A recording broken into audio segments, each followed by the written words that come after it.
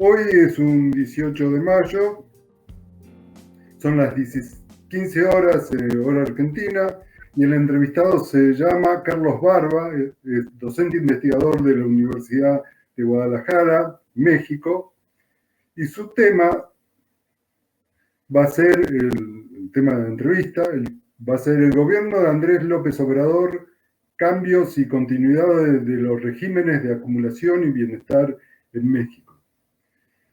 ¿Quién es Carlos Barba? Bueno, es doctor en Ciencias Sociales de la Universidad de Guadalajara, es máster en Sociología de la Universidad de Wisconsin, es profesor e investigador titular de la Universidad de Guadalajara. Es profesor de la maestría y el doctorado en Ciencias Sociales de dicha universidad. Es miembro del Sistema Nacional de Investigaciones de México. Fue y es miembro de varios comités académicos. Fue coordinador entre 2003 y 2009 del Grupo de Trabajo Pobreza y Políticas Sociales de Claxo. De ese grupo de trabajo, Carlos Barba sigue siendo miembro y un activo participante en las tareas de ese grupo de trabajo. Carlos Barba ha sido consultor de agencias nacionales e internacionales, es autor de 24 artículos, 60 capítulos de libros arbitrados y autor y coautor o coordinador de 14 libros. Hola Carlos, ¿cómo estás? Muy buenas tardes en Buenos Aires, buenos días aquí en México, bueno, tardes también. Me da muchísimo gusto estar aquí con ustedes y agradezco mucho la invitación. Para nosotros es un gran gusto que estés con nosotros y un honor que participes, que hayas aceptado participar en este ciclo de entrevistas. Bueno, vamos a las preguntas. Según tu marco conceptual y tus estudios, ¿nos podrías decir cuáles fueron los proyectos de acumulación y las políticas sociales del actual gobierno de México? Sí, con muchísimo gusto.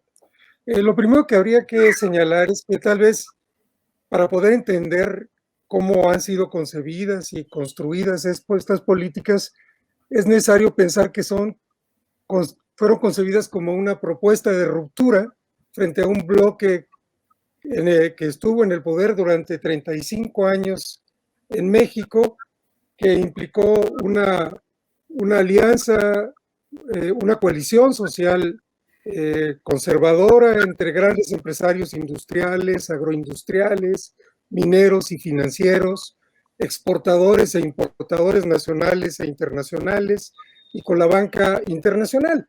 Esto le confirió a toda esta etapa un sesgo claramente neoliberal, bajo la conducción de una tecnocracia nacional, básicamente parte de la alta burocracia financiera del Estado en México, y que fue gestionado políticamente por dos partidos, el Partido Acción Nacional y el PRI, que seguramente todos ustedes conocen, y que impulsó una agenda de reformas económicas y sociales, la económica muy en el tenor de lo que se llamó el consenso de Washington, y la social en el tenor de lo que se conoció después como el nuevo consenso de Washington.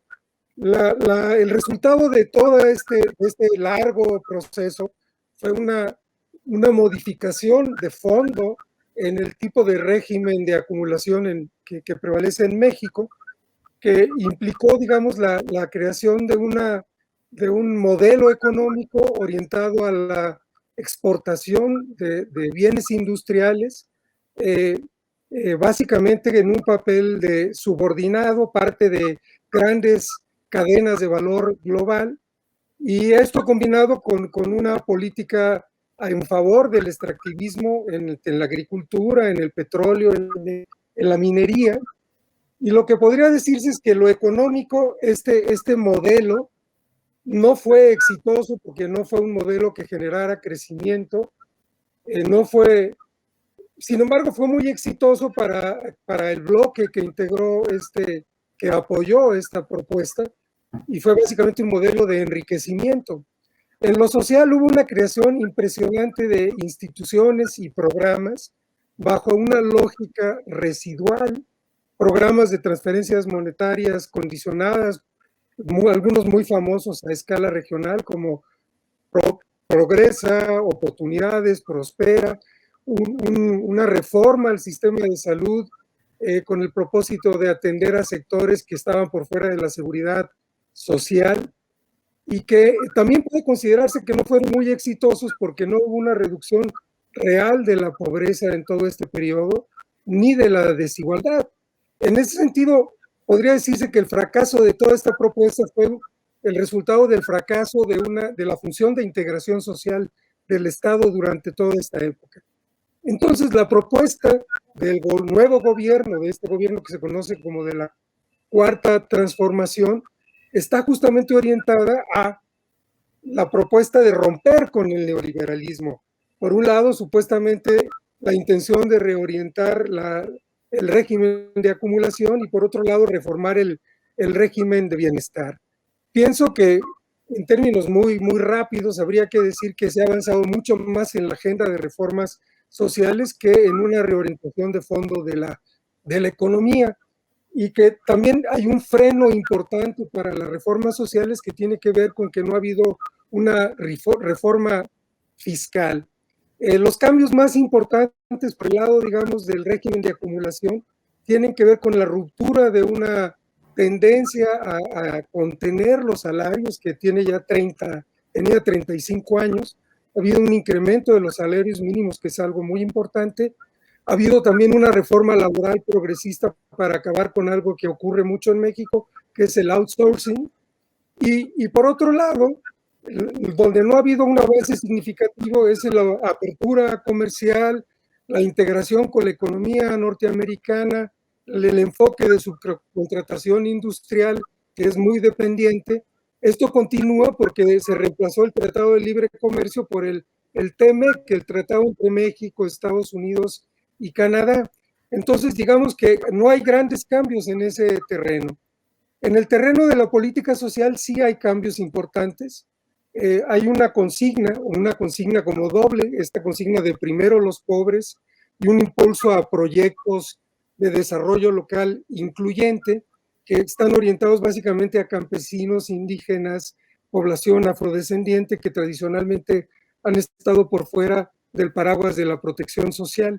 Sin embargo, no puede decirse que esta propuesta sea una propuesta radical de redistribución del ingreso, de la riqueza, sino que lo que se intenta es, como digamos, una protección social no asistencialista para los pobres, una nueva reforma social guiada por un discurso universalista, una especie de medidas para contrarrestar el esquema de capitalización individual de los sistemas de pensiones, que también fracasó, esfuerzos para cerrar las brechas estructurales que hay entre las zonas rurales y las urbanas, y entre los estados más pobres y el resto del país.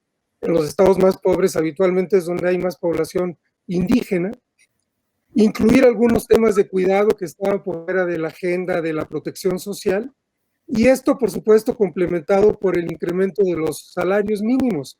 El resultado de todo esto ha sido un despliegue de una nueva conjunto de instituciones y programas. No puedo entrar en detalles por el tiempo que tenemos, pero algunas de ellas están ligadas a derechos y otras no.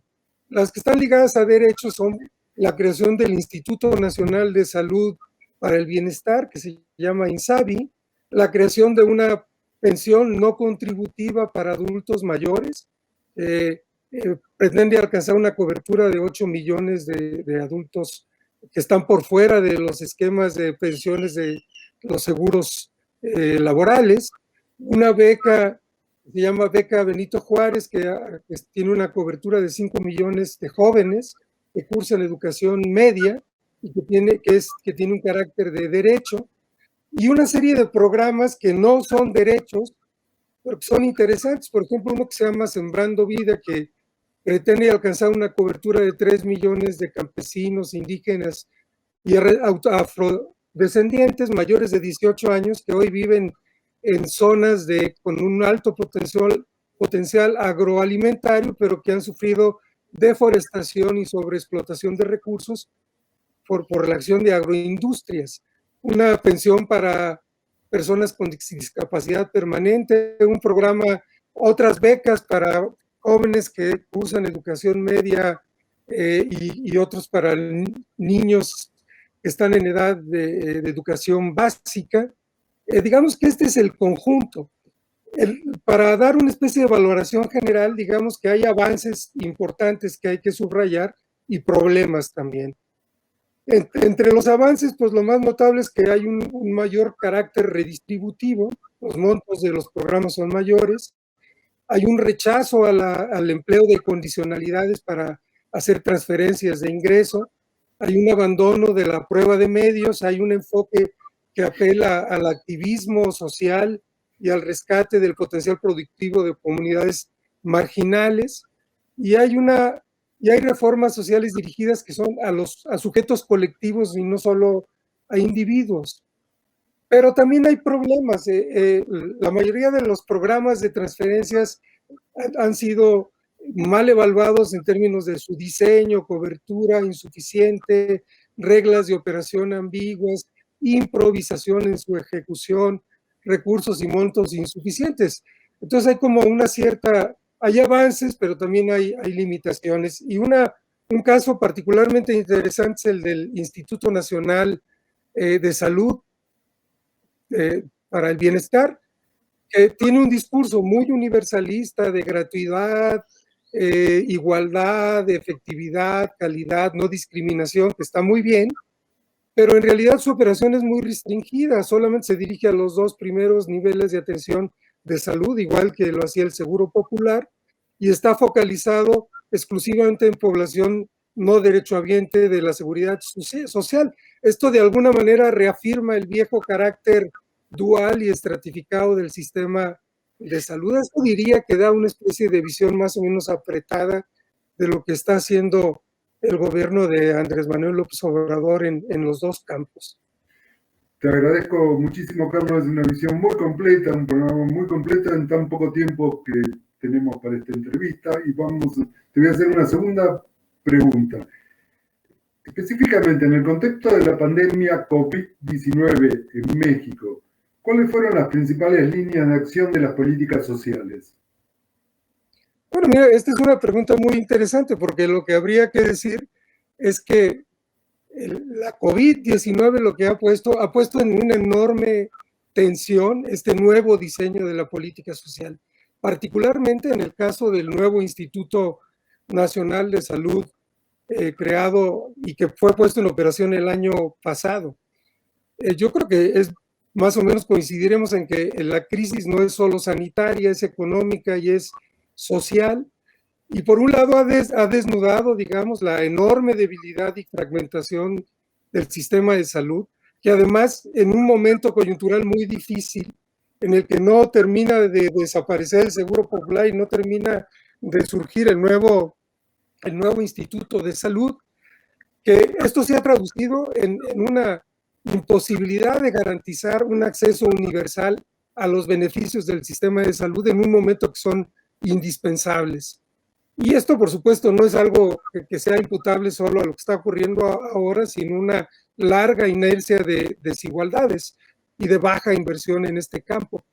Pero entonces lo que se está experimentando en ese campo es una sobrecarga inusitada de la demanda de atención de salud, y esto ha impedido una atención igualitaria.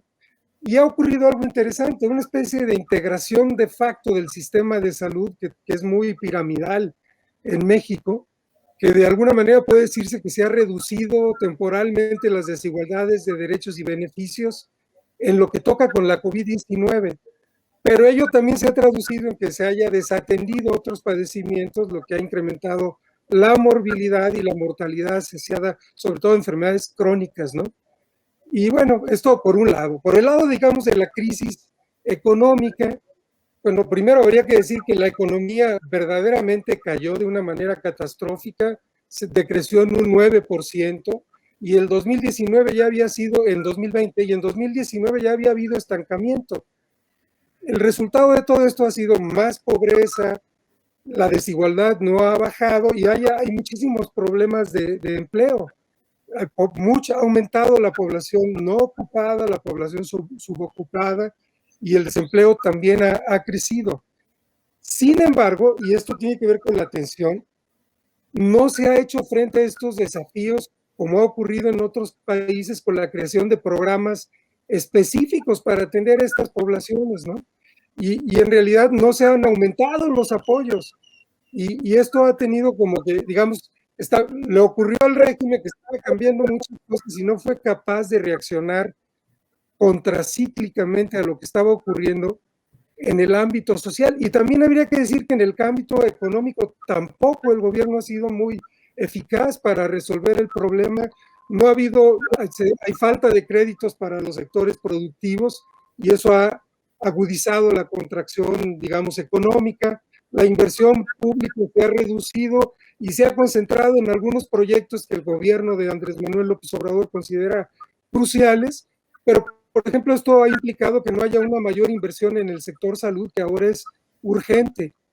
Hay una cuestión contradictoria porque todo el mundo, los economistas de este país están de acuerdo en que es urgente, digamos, medidas fiscales expansivas, pero hay una gran austeridad fiscal y hay un rechazo a adquirir deuda pública y a realizar una reforma fiscal. Estamos en una encrucijada muy difícil, porque hace falta rediseñar el Estado y digamos tenemos una inercia neoliberal, una cosa de tratar de mantener el control de los indicadores macroeconómicos sin realmente revolucionar la acción del Estado, ¿no?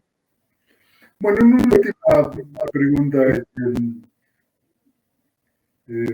querido tocayo. ¿Cómo ves la situación futura en México, la situación socioeconómica? Bueno, futura cercana, ¿no?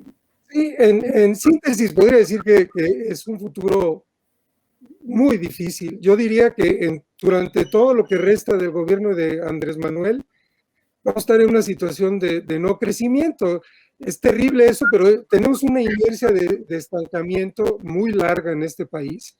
Se calcula que el nivel de crecimiento que teníamos en 2018 solo se recuperará hasta 2020.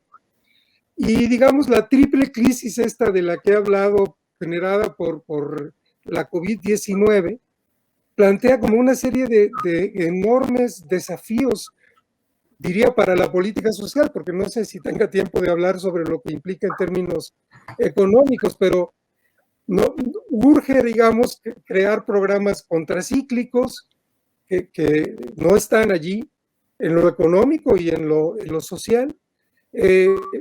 Urge romper con una inercia minimalista heredada de la etapa neoliberal, porque aunque se han creado muchos programas, los recursos son insuficientes. Cuesta mucho trabajo creer que eso pueda ocurrir si no hay una reforma fiscal. Y esto es justamente lo que se está debatiendo ahora con el proceso electoral en el que está metido nuestro país y que se resolverá en 2 meses. Porque si la Cámara no controla Morena, el partido del presidente, la Cámara es muy difícil que haya una reforma fiscal y es muy difícil que haya un cambio de orientación o una ruptura de la situación en la que nos encontramos. Y por otro lado hay una serie de aspectos que están ausentes en la agenda del gobierno que son cruciales en términos sociales. Por ejemplo, hay una enorme inercia familiarista y de apoyo en redes comunitarias para el tema del cuidado, y hay un abandono total del combate a la desigualdad de género en un contexto donde hay enormes reclamos sociales y movilizaciones sociales por violencia de género, feminicidios y discriminación a las mujeres. Este es un tema que no creo que es urgente que sea atendido. Y por otro lado, hay esta como cuestión dual que no sé si quedó muy clara en la primera parte que presenté, porque algunos programas están ligados a derechos y buscan institucionalizarse, pero otros siguen con la vieja tradición de no estar ligado a derechos. Y pienso yo que algo en el horizonte es bastante urgente, es pensar en un ingreso ciudadano universal para hacer frente a distintos tipos de riesgos sociales y romper con este montón de pequeños programas que algunos se ligan a un enfoque más universalista y otros pues, todavía tienen inercias, digamos, liberales, ¿no? Y yo creo que otro tema muy importante en los años por venir es ir más allá en la reforma del sistema de salud, que manifiestamente es insuficiente, y la crisis de la COVID lo ha hecho evidente. Urge unificar el sistema de salud, un poco como lo intentaron los brasileños con la Constitución de 1980 y ya no recuerdo, creo que fue 88, ¿verdad? Entonces eso es un poco, en términos muy apretados, lo que pienso que está en el horizonte. Bueno, Carlos, muchísimas gracias por haber aceptado esta entrevista y como siempre seguimos aprendiendo, escuchándote. La verdad es que incentiva el pensamiento y buscar respuestas a nuevos desafíos e interrogantes. Muchas gracias, Carlos, por haber aceptado esta entrevista y ojalá que pronto nos podamos ver o en México o en Argentina presencialmente y seguir discutiendo con mucho tiempo estos temas que tanto te apasionan a ti y a mí. Un gran abrazo, Carlos. Pues un abrazo para ti, muchísimas gracias, es un honor haber participado en esta serie de programas, he visto algunos de ellos, y bueno, pues muchísimas gracias también a Claxo, y yo espero lo mismo que tú, que salgamos de esta situación pronto para hacer que los lazos que nos unen a muchos de nosotros estén un poco menos lejanos. Un gran abrazo. Un gran abrazo. Bueno, cerramos esta entrevista, volviendo a agradecer a la Universidad Nacional de Quilmes TV y al Consejo Latinoamericano de Ciencias Sociales TV por el apoyo tecnológico y la difusión de estas entrevistas. Muchas gracias y nos vemos en la próxima entrevista. Gracias, Carlos. Hasta la vista.